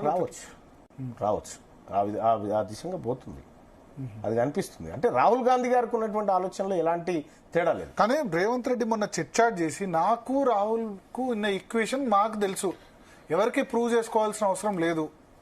ఇప్పుడు నేనేమంటున్నా, మీరు మొన్న కూడా కలిశారు కదా, ఢిల్లీ వెళ్ళినప్పుడు కలిశాడు రాహుల్. ఢిల్లీ వెళ్ళినప్పుడు కలిసినా ఎక్కడ కలిసినా వాళ్ళిద్దరి మధ్యలో ఉన్నటువంటి ఆహాభావాలు చూస్తే వట్టిగానే మీలాంటి వాళ్ళు గుర్తుపడతారు. ముఖ్యమంత్రి రేవంత్ రెడ్డి గారు పదే పదే గట్టిగా నవ్వించే ప్రయత్నం చేసినప్పటికీ కూడా అక్కడి నుంచి రియాక్షన్ లేదు. సో అక్కడ ఏ అంశాల్లో బెడిసి కొట్టింది అనేది అనేక. కానీ 6 నెలల్లో సరే మీరు అన్నట్టే ఉందా అనుకుందాం, 6 నెలల్లో సిచ్యువేషన్ ఇంప్రూవ్ కాదా? కాదు. ఎందుకు కాదు? ఎందుకంటే ఒకవేళ వాళ్ళు మార్చాలనుకున్నా లేదు, ఈ ఇష్యూస్ లో ప్రాబ్లం ఉంది, నేను సెటిల్ చేసుకోమని చెప్తారు. లేదు, సెటిల్ చేయమని. విషయం ఏంటంటే అది ఒక కారణం మాత్రమే, ఇంకా అనేక కారణాలు దీని చుట్టూ ఉన్నాయి. ఇక్కడ ఉన్నటువంటి మెజారిటీ ప్రజల విశ్వాసాన్ని చూరగొనేటువంటి కార్యక్రమాలు చేస్తాడు రాహుల్ గాంధీ గారు. అది చేసేటువంటి క్రమంలో రాహుల్ గాంధీ గారితో రేవంత్ రెడ్డి గారు విభేదిస్తారు. అప్పుడు 6 నెలల తర్వాత ఆ కార్యక్రమం విభేదిస్తారా? ఇప్పుడు మీరు ఏమనుకుంటారు, ఇక్కడ మా బాస్ ఏది చెప్తే అది నాకు ఇవన్నీ పక్కకు ఇవన్నీ ఉత్త డైలాగులే. 6-7 నెలల తర్వాత మీరే చూస్తారు కళ్ళ ముంగట ఏం జరుగుతుంది అనేది. వీళ్ళు చేయకపోతే ఇప్పుడు కాస్ట్ సెన్సస్ రూపంలో బీజేపీ దిగుతుంది కదా, వాళ్ళు ఒక ఆపర్చునిటీ తీసుకుంటారు. ఇక్కడ రాబోయేటువంటి 6 నుంచి 7 నెలలు బీజేపీ రేవంత్ రెడ్డిని దించాలని అనుకుంటుందా? విషయం ఏంటంటే బీజేపీ కాంగ్రెస్ అనుకుంటుంది. బాగుంది, ఆయన ఈక్వేషన్ బానే ఉంది, బీజేపీతో బానే ఉంది. అదే వచ్చి టీఆర్ఎస్ అనుకుంటుంది, అదే వచ్చింది బాధ. ఇక్కడ రేవంత్ రెడ్డి గారు పోయి నరేంద్ర మోడీ గారి దగ్గరికి మేరా బడే బాయ్ అది ఇదని ఏదో అన్నాడు. అన్న తర్వాత రాహుల్ గాంధీ గారికి ఆ విషయంలో కొద్దిగా కోపం వచ్చిన మాట వాస్తవం, విశ్వసనీయ వర్గాల అంతే అత్యంత మంచి ఇన్ఫర్మేషన్. ఆ తర్వాత గుజరాత్ అహ్మదాబాద్ లో జరిగినటువంటి మీటింగ్ లో తెలంగాణలోకి బీజేపీని అడుగే పెట్టని ఖతం చేస్తా అనేటువంటి డైలాగులు ముఖ్యమంత్రి గారు కొట్టిండు. అయినా కూడా రాహుల్ గాంధీ గారు సాటిస్ఫై కాలే ఆ విషయంలో. కాలు పెట్టుడైంది, ఆల్రెడీ పండి బొరుతా ఉంది భారతీయ జనతా పార్టీ, అంతే కదా. 8 ఎంపీ సీట్లతో ఈడ ఉన్నదంటే అంతే కదా. కాబట్టి నేనేమంటున్నంటే అడుగు పెట్టనిచ్చు ఈయన సెక్రటేరియట్ లో అడుగు పెట్టాకనే వాళ్ళు పెద్ద పెద్ద జంగలేసి వచ్చి 8 అడుగులు వేసిరు భారతీయ జనతా పార్టీ. ఇవన్నీ నమ్మశక్యంగా లేవు. ఈయన కేవలం మళ్ళీ దగ్గర కావడం కోసం చేస్తున్నటువంటి ప్రయత్నాలుగా వాళ్ళకున్నది కొంత లెక్క. ఇప్పుడు ఎన్నికలు జరిగితే ఎవరు గెలుస్తారు? ఇప్పటికిప్పుడు ఎన్నికలు గెలుస్తున్నా, ఇప్పటికిప్పుడు ఎన్నికలు జరిగితే కాంగ్రెస్ అయితే గెలవదు. టీఆర్ఎస్ గెలుస్తుందా? టీఆర్ఎస్ కు సంపూర్ణ మెజార్టీ ఏం రాదు. బీసీ అనేటువంటి అంశం చుట్టూ ఎన్నికలు జరుగుతాయి. రేపు జరిగేటువంటి ఎన్నికలు బీసీ అనేటువంటి అంశం చుట్టూ జరుగుతాయి. టీఆర్ఎస్ కాంగ్రెస్ సెకండ్ ఉంటుందో థర్డ్? అన్ని పార్టీల్లో ఉండేటువంటి బీసీలు ఎక్కువ గెలిచే అవకాశం ఉంటుంది. అన్ని పార్టీలో ఉండే అన్ని పార్టీలో ఏ పార్టీకి ఎంత వస్తుందని ఇప్పుడు టీఆర్ఎస్ ఫుల్ మెజార్టీ రాకుంటే బీజేపీ సెకండా, కాంగ్రెస్ సెకండా? ఇప్పుడు నాకు ఒక ఆయన పొద్దున సర్వే పంపినాడు, ఏ పార్టీ ఎన్ని వస్తుంది ఏం కథ అనేది. అంటే ఇప్పుడు బీసీల పక్షాన ఏది లేదు కాబట్టి ఆయన పంపింది ఆ శాంపిల్ ఎంతవరకు నిజం ఏం కథ అనేది నాకు తెలియదు, కానీ ఆయన పంపినటువంటి ఒక అంశాన్ని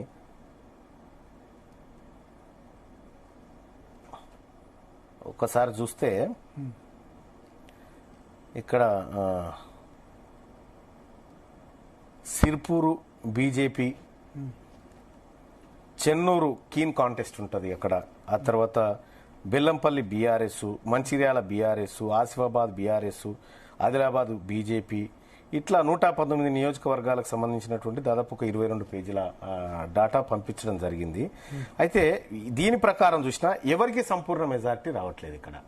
సో బీఆర్ఎస్ పార్టీ కొంత మార్జిన్ కి దగ్గర వస్తే బీఆర్ఎస్ 55-60 దాకా వస్తే, సో ఇతను చూపించింది 56 చూపించిండు, బీఆర్ఎస్ 56 చూపించిండు, కాంగ్రెస్ కి 29 చూపించిండు, బీజేపీకి 13 చూపించిండు, ఎంఐఎంకి 5 చూపించిండు. అసలు కీన్ కాంటెస్ట్ అంటే టఫ్ ఫైట్ ఉండేటి ఒక 16 చూపించిండు. సో ఇది లేటెస్ట్ సర్వే ఉంది. సో దీన్ని కూడా అంత నమ్మడానికి కూడా లేదు, దగ్గరగా ఉందా కొంత ఈ పరిస్థితి అయితే కనిపిస్తా ఉంది. సో కాంగ్రెస్ పార్టీ ఇప్పటికిప్పుడు బీఆర్ఎస్ 56, కాంగ్రెస్ 29, బీజేపీ 13 అట్లా కనిపిస్తా ఉంది. అయితే ఇక్కడ ఇప్పుడు కలిస్తే 98, ఎంఐఎం 7 వేస్తే 105, ఒక 14 చోట్ల కీన్ కంటెస్ట్.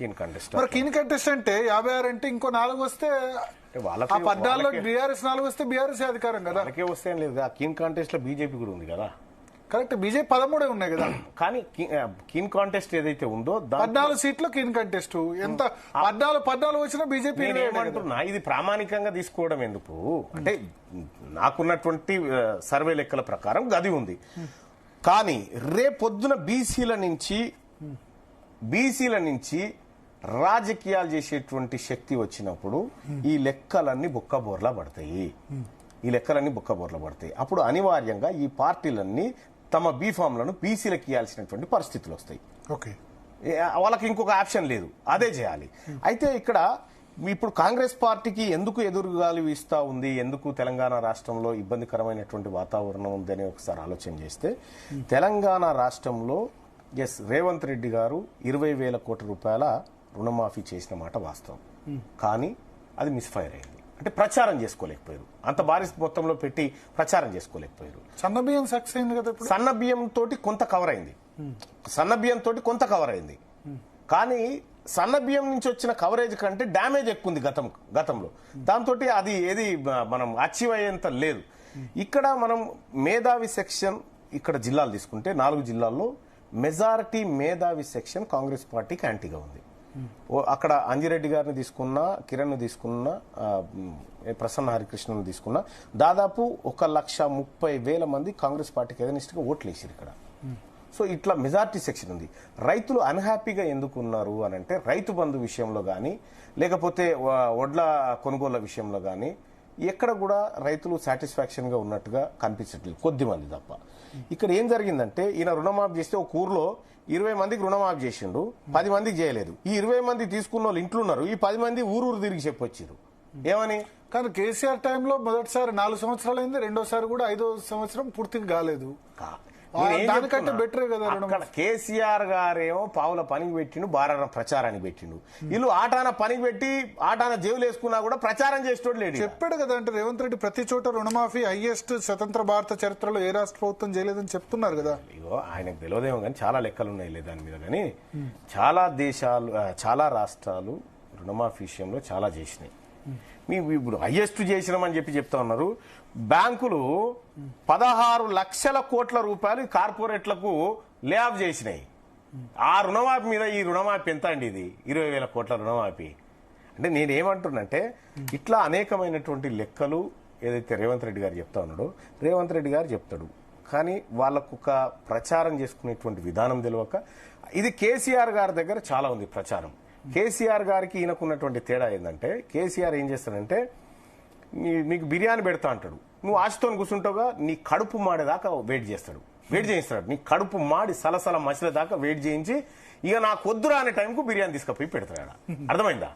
అప్పటిదాకా వాడు అడ్వర్టైజ్మెంట్ ఇంకెప్పుడు చేస్తాడని ఒక ప్రాపగండా స్ప్రెడ్ చేస్తాడు చూడు. పెట్టంగానే పెట్టిండు కదనా అనేటువంటి అది చేస్తాడు అన్నట్టు.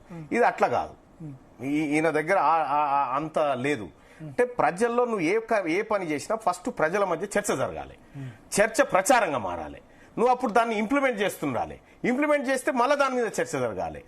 అసలు నీకు ఆ విధానమే లేదు కదా నీ దగ్గర. అంటే ఒక నాయకుడు చేసిన పని చెప్పుకోవడానికి కూడా ఒక వ్యవస్థ కావాలి, అతని దగ్గర లేదండి.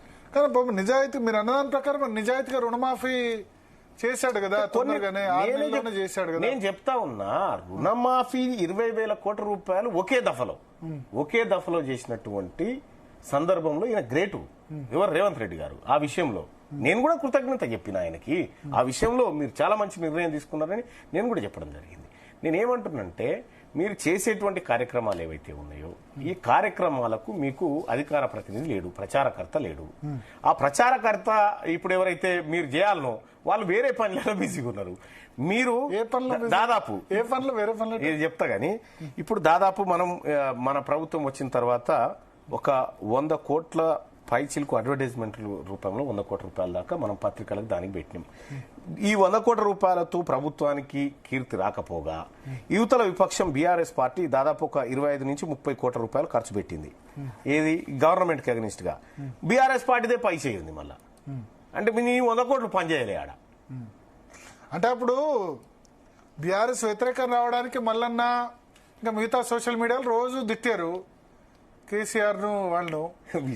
అది కాకుండా కాంగ్రెస్ సపోర్ట్ చేశారు. ఇప్పుడు కాంగ్రెస్ ను సపోర్ట్ చేయట్లేదు. కాంగ్రెస్ ను కాదు, రాహుల్ గాంధీ గారంటే ఈ రోజు కూడా నాకు అంతే ప్రేమ ఉంది ఆయన ఆలోచన విధానానికి. ఇక్కడ ఉన్నటువంటి నాయకుడు ఆయన ఆలోచన నాగం చేస్తుండనేది నా బాధ.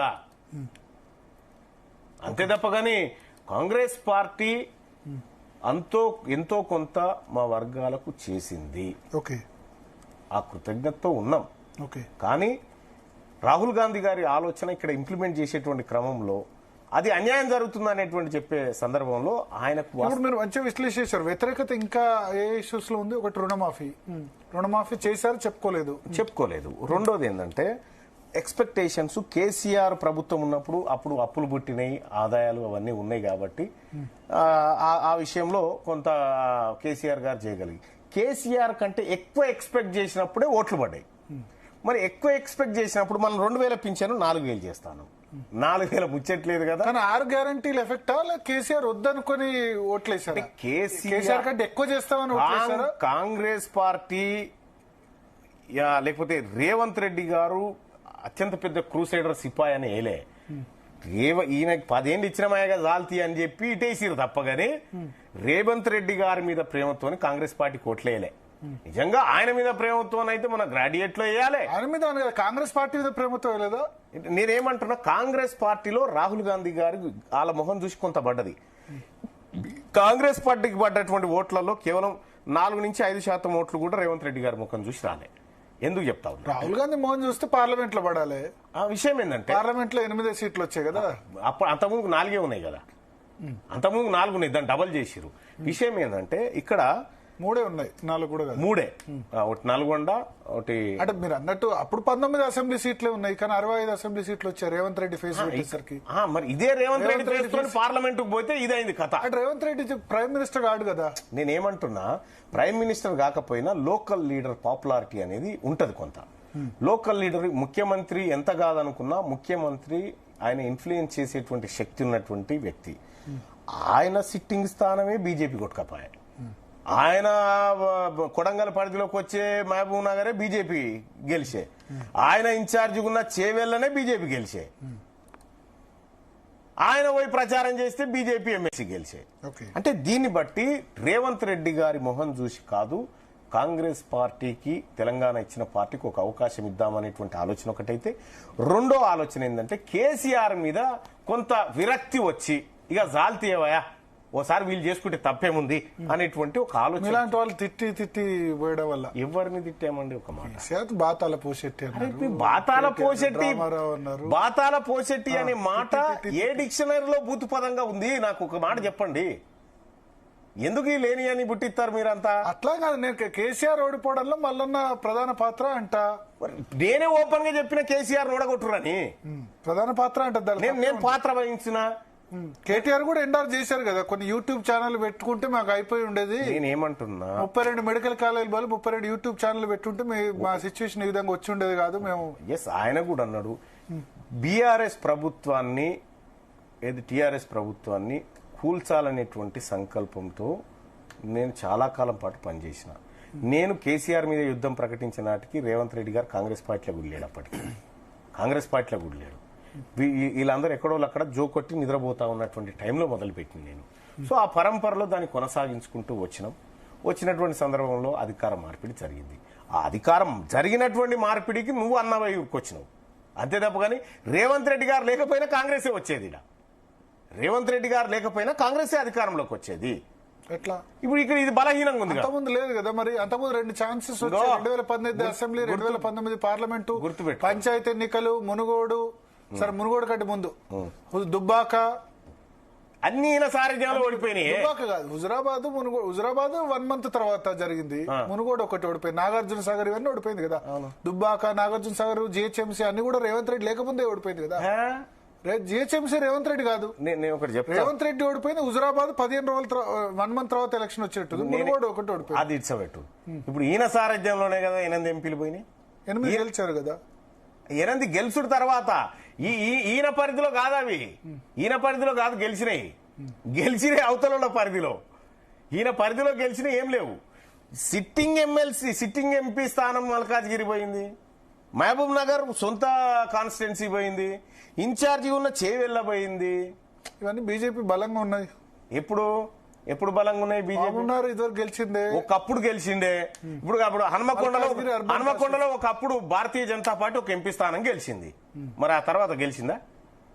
అంటే అప్పుడు ఉన్నటువంటి పరిస్థితులను బట్టి అప్పుడు జరిగినాయి. కానీ నేను ఒకటి ఏమంటా అంటే, ముఖ్యమంత్రి గారికి ఒకసారి ప్రోగ్రెస్ రిపోర్ట్ తెప్పించుకో ప్రజల నుంచి. నా సూచన చేస్తా ఉన్నా, ప్రోగ్రెస్ రిపోర్ట్ ఒకసారి తెప్పించుకుంటే, ఎందుకంటే నీ చుట్టూ వాళ్ళంతా నీ భజన చేస్తారు, వాళ్ళు వాస్తవాలు చెప్పరు కూడా ఎప్పుడు. నీకు అద్భుతంగా ఉంది సార్, చాలా అద్భుతంగా ఉందని చెప్తారు, కానీ వాస్తవం ఏందన్నది ఒక ప్రోగ్రెస్ రిపోర్టు గ్రౌండ్ నుంచి తెప్పించుకో. ఎన్నికలే ప్రోగ్రెస్ రిపోర్టు. రేపు స్థానిక సంస్థల ఎన్నికల్లో ప్రజలు మీకు ఇచ్చే తీర్పు మీ ప్రోగ్రెస్ రిపోర్టు. పోతుందా స్థానిక సంస్థల ఎన్నికల్లో? దెబ్బ పడుతుంది. మరి ఎట్లా? ఇప్పుడు మీరు అన్నది వ్యతిరేకం. ఒక రుణమాఫీ చెప్తున్నారు, ప్రచారం చేసుకోలేదని చెప్తున్నారు, అంతే కదా. అంతే, ప్రచారం చేసుకుంటే అయిపోద్ది. ఇప్పటి నుంచి ప్రచారం చేసుకుంటారు ఇక 3 సంవత్సరాలు. ఇప్పుడు ఎందుకంటే అది వీళ్ళకి అంత ప్రచారం చేసుకొని దాన్ని ఎట్లా డీల్ చేయాలి ఒక అంశాన్ని అనేది వీళ్ళకి అంత ఉన్నట్టుగా నాకైతే కనిపించలేదు. అంటే కానీ గవర్నమెంట్ అన్పాపులర్ కావడంలో మళ్ళీ కీలక పాత్ర టీఆర్ఎస్ కంటే కూడా. ఇప్పుడా అన్పాపులర్ నాదేముంది? ఇప్పుడు వాళ్ళ కాడ కేసీఆర్ ఎట్లనో కాంగ్రెస్ కూడా అట్లా అన్పాపులర్ చేశారంట. ఇప్పుడు నేను బీసీ దాన్ని ఫస్ట్ చింపడం, క్యాస్ట్ సెన్సస్ చింపింది మీరే. విషయము బీసీల విషయం పాజిటివ్ రావాల్సిందానంతా చెడగొట్టాడు మల్లన్న. పాజిటివ్ గా నువ్వు కాంగ్రెస్ కు పాజిటివ్ రావాలి. నేనే చెప్పిన ముఖ్యమంత్రి గారికి ఇది గొప్ప అపార్చునిటీ, దీన్ని పండుగ వాతావరణంలో చేద్దామన్నా అని చెప్పిన. మా బీసీల నమ్మకాన్ని ఫస్ట్ ఇగో ఇది జరిగింది, ఇది కథ అని చెప్పి మా బీసీల ముందు పెట్టి మాట్లాడాల్సిందే. అది చేయకుండా అడుగడుగునా నువ్వు నిర్లక్ష్యంగా వ్యవహరించినటువంటి తీరు, నువ్వు పోతున్నటువంటి పోకడ మాకు అర్థమవుతూనే ఉంది. అర్థం కాకుండా ఎట్లుంటావు? బీసీల పక్షాన బీసీలకు అన్యాయం జరిగితే ఇంకా 1000 సార్లు కూడా చింపుతా దాన్ని, ఇంకా 1000 సార్లు. కానీ మీకు మరి మళ్ళీ టీఆర్ఎస్ రావాలనుందా? ఏడికి అయ్యా, మాకు టీఆర్ఎస్ ఎంతో, కాంగ్రెస్ ఎంతో, బీజేపీ గంతే. Mallanna TRS field, BRS field దానిలోకి వెళ్ళిపోయాడు, రాడార్ లోకి వెళ్ళిపోయాడు అంటున్నారు. వాళ్ళ శాటిలైట్ తిరుగుతా ఉంది. మా ఓబీసీల రాడార్ లోకి పార్టీలు తిరుగుతా ఉన్నాయి. ఇప్పుడు మా బీసీల చుట్టూ ఈ రాడార్లు, వీళ్ళ శాటిలైట్లు తిరుగుతున్నాయి. ఇలా శాటిలైట్లు బీసీల చుట్టూ తిరుగుతా ఉన్నాయి. బీజేపీ బీసీలని ఎక్కడ చెప్పింది? మన కేసీఆర్, కేటీఆర్ ఇద్దరు ఫొటోస్ కనబడ్డాయి క్లియర్. కేసీఆర్ తర్వాత వారసుడు కేటీఆర్ అని డైరెక్ట్ గా ఇండికేషన్ ఇచ్చారు. బీఆర్ఎస్ బీసీ చుట్టూ ఎక్కడ తిరిగింది? వాళ్ళు చెప్తానే ఉన్నారు కదా. కవిత గారు చెప్తానే ఉంది, ఊలే విగ్రహం పెట్టమన్నారు. ఊలే విగ్రహం పెట్టాలని చెప్పింది. ఈ తెలంగాణ రాష్ట్రంలో క్యాస్ట్ సెన్సస్ ఇవ్వాలనేటువంటి మాట వాళ్ళు చెప్తా ఉన్నారు. చెప్పకపోతే వాళ్ళ కర్మ. చెప్పారా? కేసీఆర్ చెప్పలేదు. నేనేమంటున్నా, చెప్పకపోతే వాళ్ళ కర్మ. ఇప్పుడు భారతీయ జనతా పార్టీ మీకు సింపతి లేదా? ఇప్పుడు మీ ప్రధాన శత్రువు ఎవరు? కేసీఆర్, రేవంత్ రెడ్డి? ఇప్పుడు నేనేమంటున్నా, బీసీలను వ్యతిరేకించే ప్రతి ఒక్కడు మా ద్రోహి. మా శత్రువు. ప్రధాన శత్రువు ఎవరంటారా? బీసీలను వ్యతిరేకించే ప్రతి ఒక్కరు, బీసీల ఏది రాజకీయాలను, బీసీలను అనగదొక్కాలని చూసే ప్రతి ఒక్కరు మా శత్రువే. ఇప్పుడు వీళ్ళిద్దరు ఎవరనగా ఇంకా ఆ కోటర్లో ఎవరు ఉన్నారో వాళ్ళు తెలుసుకోవాలి. ఉన్నారా అంటారా? ఇప్పుడు వీళ్ళిద్దరు అందరు ఉంటారు కదా, కేసీఆర్ రేవంత్ రెడ్డి అందరు ఉంటారు కదా, బీజేపీ అందరు ఉంటారు. బీజేపీ లేదు. మాకెప్పుడు దక్కాలి రిజర్వేషన్? మండల్ కమిషన్ తిరుగుతున్న టైంలో కమండల్ యాత్ర పెట్టి మా బీసీలకు రిజర్వేషన్ ఇస్తా అని చెప్పి ఒక ప్రభుత్వం ముందుకు వస్తే ఆ ప్రభుత్వానికి మద్దతు ఉపసంహరించుకొని ప్రభుత్వానికి గులగొట్టిన చరిత్ర భారతీయ జనతా పార్టీ కదా. మాకు తెలియదు ఆ చరిత్ర. ఎక్కడెక్కడో పాప పరిహారాలే ఇప్పుడు వీళ్ళు చేస్తున్నాయి. మోడీ బీసీ కదా. ఇప్పుడు మోడీ బీసీయా కాదా అనేది చర్చ అనవసరము. ఈ రాష్ట్రంలో బీసీలకు ఎవరెవరు ఏం అన్యాయం చేసిరో మా బీసీల కళ్ళ ముంగట ఉన్నది. కాబట్టి నేనేమంటున్నంటే, మీరు నిజంగా బీఆర్ఎస్ పార్టీకి బీసీల మీద ప్రేమ ఉంటే మీ రాష్ట్ర అధ్యక్షుడు ఎవరు చెప్పు నాకు? బీఆర్ఎస్ పార్టీకి రాష్ట్ర అధ్యక్షుడు ఎవరు? రాష్ట్ర అధ్యక్షుడు, జాతీయ అధ్యక్షుడు అన్ని కేసీఆర్. మరి బీసీలకు అధ్యక్ష పదవి ఇవ్వచ్చు కదా రాష్ట్ర అధ్యక్ష. సింబాలిక్ గా ఇస్తే ఏమైతుంది? ఇప్పుడు బీజేపీ ఇచ్చింది, కాంగ్రెస్ ఇచ్చింది, ఇచ్చినంత మాత్రం టికెట్. మన జాతీయ పార్టీ మొన్న ఎన్నికల్లో బీసీలకు టికెట్లు బాగానే ఇచ్చామంటారు. కాంగ్రెస్ కంటే ఎక్కువనే ఇచ్చారు వాళ్ళు. కాంగ్రెస్ కంటే ఎక్కువ ఇచ్చిన మాట వాస్తవం. బీఆర్ఎస్ పార్టీ ఎందుకు ఇచ్చింది? బీజేపీ ఇంకెక్కువ ఇచ్చింది. కాదు, 36 ఇచ్చింది బీజేపీ, కానీ 36 ఇచ్చింది. బీసీ ముఖ్యమంత్రి చేస్తాను ఆయన ఓడగొట్టారు కదా బీసీలు. ఇప్పుడు ఎందుకంటే భారతీయ జనతా పార్టీ బలం ఏందో తెలుసు. నిజంగా ఇక్కడ భారతీయ జనతా పార్టీ గెలవబోతుంది అనేటువంటి టైంకు ఆ డైలాగ్ చెప్పమని చూద్దాం. ఇప్పుడు చంద్రబాబు నాయుడు గారు రాష్ట్రం విడిపోయినటువంటి సందర్భంలో ఆర్పి కృష్ణయ్య గారిని సీఎం అభ్యర్థిగా చెప్పి ప్రకటించిపోయాడు. అధికారంలో ఉన్నప్పుడు చేస్తారా ఇదంతా? అంటే విషయం ఏంటంటే, వాళ్ళని వాడుకొని ఎన్నిక నడిపించాలని అనుకుంటారు. గావి మేము గుర్తుపట్టలేనంత. ఇప్పుడు కాంగ్రెస్ ఏం చేసినా డ్యామేజ్ కంట్రోల్ కాదా? ఇప్పుడు 3.5 సంవత్సరాలు కాంగ్రెస్ ను ఈ రాష్ట్రంలో కాపాడాలంటే రాహుల్ గాంధీ గారే కాపాడాలి. వీళ్ళు కాపాడే పరిస్థితులు వీళ్ళు ఇప్పుడు వీళ్ళున్నటువంటి పనులు, వీళ్ళు చేస్తున్నటువంటి కార్యక్రమాల ద్వారా కాంగ్రెస్ పార్టీకి ఏం మంచి జరగదు. మళ్ళీ ఇక్కడ ప్రభుత్వం అంటే వీళ్ళు ఇంప్లిమెంట్ చేసేటువంటి కార్యక్రమాల ద్వారా కాంగ్రెస్ పార్టీకి మళ్ళీ అధికారం వచ్చేటువంటి పరిస్థితులు చాలా. అంటే ఫైనాన్షియల్ ట్రబుల్స్ పోతే కాంగ్రెస్ ఇంకా వెల్ఫేర్స్ ఇవన్నీ అప్పుడు వీళ్ళు ఏం చేయాలి? మేము చేసుకోమా? ఫైనాన్షియల్ మా మీద ట్రబుల్ పెట్టినోడు ఎవరు ఇంతకి? ఇప్పుడు 56% 2000 పెన్షన్ 4000 చేస్తారు. రైతు బంధు ప్రతి నెల డబ్బులు ప్రతిసారి టెన్షన్ గా పడేటట్టు చేస్తారు. నెక్స్ట్ టైం అవన్నీ సన్నబియ్యం కొంత కరెక్ట్ చేసినట్టు. సన్నబియ్యం విషయంలో కొంత పర్ఫెక్ట్ గా రాష్ట్ర ప్రభుత్వం కొంత క్రెడిబిలిటీ తీసుకోగలిగింది. సన్నబియ్యం బాగున్నామనేటువంటి. ఎవరికి ఇస్తారు క్రెడిట్? ఎవరికి ఇస్తారు? ముఖ్యమంత్రికి ఇస్తారు కదా, రేవంత్ రెడ్డి గారికి ఇస్తారు ఆ విషయంలో. అయితే దానికి మించిన తాతలు ఫెయిల్యూర్స్ ఉన్నాయి. అది రేపు పొద్దుగా ప్రజలకు ఎట్లుంటది అంటే గుర్తుపెట్టుకో, ఇవాళ పెట్టింది మర్చిపోతారు, రేపు మళ్ళీ కొత్తది కావాలి. అంతే. ఎలక్షన్ టైం వరకు రేపు మళ్ళీ కొత్తది. ఎలక్షన్ ఇయర్ లాస్ట్ ఇయర్ మంచిగా చూసుకుంటే చాలు కదా. అంటే లాస్ట్ ఇయర్ మంచిగా చూసుకుంటూ కాదు, మరి కేసీఆర్ చూడలేదా? కేసీఆర్ చూడలేదా లాస్ట్ ఇయర్? అంటే అన్ని రకరకాల కారణాలు, కర్ణుడి సావుకి 1,00,000 కారణాలు అన్నట్టుగా ఒక ప్రభుత్వం కూలిపోవడానికి వాతావరణాలు కూడా కొంత కారణం అవుతాయి. కాళేశ్వరం లాంటి దశకి జారిపోతుంటాయి కదా పిల్లలు, అవి కూడా కొంత ప్రకృతి కూడా కొంత కారణం అవుతుంది. కానీ ఇప్పుడు మీరు అన్నదాని ప్రకారం కేసీఆర్ బెటర్ అనే సిచ్యువేషన్ కు రాష్ట్ర ప్రజలు వచ్చారు. అంటే ఒకటి, రాష్ట్ర ప్రజలు కాంగ్రెస్ కంటే కేసీఆర్ బెటరు. వాళ్ళకు ఇప్పుడు మన జనం రెండు ధృవాలు జనం చూడండి. వరంగల్ రెండు ధృవాలు ఎలకతుర్తి సభలో ఎంతమంది జనం, ఎంతమంది టీవీలో కేసీఆర్ ఏం మాట్లాడుతారు, లక్షల సంఖ్యలో చూశారు. ఇప్పుడు వాళ్ళ ధృవం లేనప్పుడు బయటి ధృవాలే కనిపిస్తాయి. వాళ్ళ ధృవం వచ్చినప్పుడు, అంటే వాళ్ళ పిల్లర్ వాళ్ళకు వచ్చినప్పుడు ఇవేం కనిపించాయి. అప్పుడు ఆ రాజకీయాలు మీరు భవిష్యత్తులో చూస్తారు తెలంగాణ. నేను అనేది చాలా పెద్ద సంఖ్యలో కథలు వచ్చారు కదా అక్కడ. ఫిజికల్ గా అయినా ఫిజికల్ గా వచ్చిన టీవీల్లో 50-60 లక్షల మంది చూశారు. టీవీ వ్యూవర్షిప్ ఇండికేటర్ కేసీఆర్ ఏం మాట్లాడతాడని. ఇప్పుడు మీరు అబ్జర్వ్ చేశారు లేదు, కరోనా సమయంలో కేసీఆర్ మాట్లాడితే లక్షల సంఖ్యలో టీవీల మధ్యలో చూశారు. అప్పుడు బలం కనిపించింది. కరోనా అయినా 2018 లాస్ట్ లో మునుగోడు తర్వాత కేసీఆర్ ఎన్నికల ప్రచార సభలు అంతగా ఆకట్టుకోలేదు. రేవంత్ రెడ్డి సభల్ని చాలా జనం ఆసక్తిగా ఎదురు చూశారు. That it self indication Congress power లోకి వస్తుంది. రేవంత్ రెడ్డిని చాలా ఆసక్తిగా ఎదురు చూస్తున్నారు. సహజంగా సో ఇప్పుడు కేసీఆర్ మళ్ళీ ఆ విధంగా సహజంగా ప్రజలు ప్రతిపక్ష నాయకుడికి మాటలు వింటా ఉంటారు. మోర్ ఓవర్ ఏంటంటే ప్రతిపక్షాలు కేసీఆర్ ముఖ్యమంత్రి ఉన్నప్పుడు విన్నారు కదా, ఇగో 5-6 ఏళ్లుగా ఆయన విన్నారు. అప్పుడు ప్రతిపక్షం అనేది లేకుండే.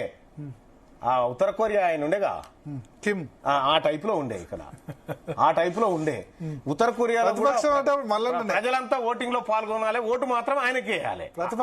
ప్రతిపక్షం మల్లన్న అప్పుడు రోజు తిట్లతోటి. ఇగో ఒకటి భరత్ గారు, నేను ఒకటి చెప్తా ఉన్నా, మీరు పదే పదే ఇది మాట్లాడడం నాకు మంచిగా అనిపించట్లేదు. తీన్మార్ మల్లన్న ఏం తిట్టింది చెప్పు, మీకు ఆడ సమాధానం ఉందా చెప్పడానికి? నేనేమంటా ఉన్నా, దమ్ముంటే అదేందో చెప్పు. ఎందుకు ఒక బీసీలను ఈ పదాలను పెట్టి అణచివేయాలని చూస్తా ఉంటారు? ఎందుకు పదే పదే ఈ మాట మాట్లాడుతూ ఉంటారు? నేను కాదు, బీఆర్ఎస్ అంది మమ్మల్ని రోజు తిట్టారు అని చెప్పి వాళ్ళు అనుకుంటారు, రాజకీయ పక్షాలు అనుకుంటారండి. నేనేమంటా ఉన్నా, మేము ప్రతిపక్షం అంటే మల్లన్ననే అంటున్నా. ఎస్, ఒక మాట చెప్తా ఉన్నా, ఒక మాట చెప్పు. నేను ఇక్కడ మల్లన్న కేసీఆర్ దిగడంలో మల్లన్న ప్రధాన పాత్ర అని చెప్పి అంతవరకు ఓకే. కానీ ఇక్కడ తీన్మార్ మల్లన్న ఏదైనా బూత్ మాట్లాడితే నా ఛానల్ ను, నీ కూతురునో నీ చిన్న పాపనో నా ఛానల్ చూడనిస్తావా? నా ఛానల్ ని చిన్న పిల్లలు, పాలు తాగే పిల్లలు కూడా చూసేది. నేను బూతులు తిట్లన్నా విషయం అవి రెండు ఒకటే. నేను చెప్పేది ఏంటంటే అవి రెండు ఒకటే. అవి కేసీఆర్ కు రేవంత్ రెడ్డికి వచ్చిన వస్తాయండి, మాకు రావు కదా. వాళ్ళు దాంట్లో పట్టభద్రులు, వాళ్ళు పిహెచ్డీలు చేసినారు. అలా బీసీలను ఈ రకమైనటువంటి వాదంలోకి తీసుకుపోయి వాళ్ళు ఏదో మంచోళ్ళు కాదు అనేటువంటి వాతావరణాన్ని దయచేసి మీడియా కూడా క్రియేట్ చేయదు. బీసీలు అనట్లేదు. అంటే మేము మాట్లాడినటువంటి ప్రతి అంశం ప్రజల యాంగిల్లో మాట్లాడినామండి, ప్రజల యాంగిల్లో మాట్లాడినాం. అంటే మాకు తరతరాలుగా మాకు ఎల్లిగాడు ఇది అది అని పేర్లు పెట్టొచ్చు, మేము మీరు గిదని చెప్పారంటే తప్పు వచ్చిందా? నిక్ నేమ్స్ అంటే తప్పేంది? కొన్ని నిక్ నేమ్స్ కల్వకుంట్ల చంద్రశేఖరరావు గారి పేరు కేసీఆర్ అని పెట్టుకుంటున్నావు కదా షార్ట్ కట్ లో. బాతాల పోషెట్టి, డ్రామారావు, తైతక్క ఇట్లా అనడం కరెక్ట్? ఎస్. మా ప్రజలను హౌలగాళ్ళు అన్నప్పుడు మేము అంటాం, బరాబర్ అంటాం. మా ప్రజలను బేవకూఫ్ గాళ్ళని ముఖ్యమంత్రి గారు తిట్టినప్పుడు బరాబర్ మేము కూడా అదే స్థాయిలో రిప్లై ఇస్తాం కదా. దాన్ని అట్లెందుకు భావించకూడదు మీరు? ఎందుకు భావించారు అట్లా? కాబట్టి నేనేమంటున్నంటే, ఒకటి బీసీలము చాలా సౌమ్యులము, బీసీలము మేము అన్నారు. బీసీలు తిట్టారు కేసీఆర్ చాలా సార్లు సభల్లో. వాళ్ళు వేదిగా గొర్రెలోనే ఏమైందంటే తిట్టిండు కదా ఓసారి, ఊకో అవగాని బేవకూఫ్ గాలని తిట్టిరు కదా. అంటే అటువంటి స్థాయి వచ్చినప్పుడు మా వాళ్ళని తిట్టినప్పుడు మేము అదే స్థాయిలో రియాక్ట్ అవుతాం. కానీ ఒకటే చెప్తా ఉన్నాం జీ తెలుగు వేదికగా, మేము బీసీలము న్యాయబద్ధంగా మా హక్కుల కోసం, మా వాటా కోసం మేము పోతా ఉన్నాము. మేము మీ వాటా అడిగి తింటలేము, మీది గుంజుకోవడానికి మేము సిద్ధంగా లేము. మాది మాకే కావాలి, మీది మాకొద్దు. ఓకే. సో ఈ రాబోయే డెవలప్మెంట్స్ జాగ్రత్తగా పరిశీలిస్తారు. మీరు అన్నదాని ప్రకారం 6 నెలల్లో ముఖ్యమంత్రి మారుతారు, కాంగ్రెస్ మీద వ్యతిరేకత వచ్చింది, ఇప్పుడైతే అన్సర్టినిటీ ఉంది. దీన్ని కీన్ గా అబ్జర్వ్ చేసి మీరు ముందుకెళ్తారు.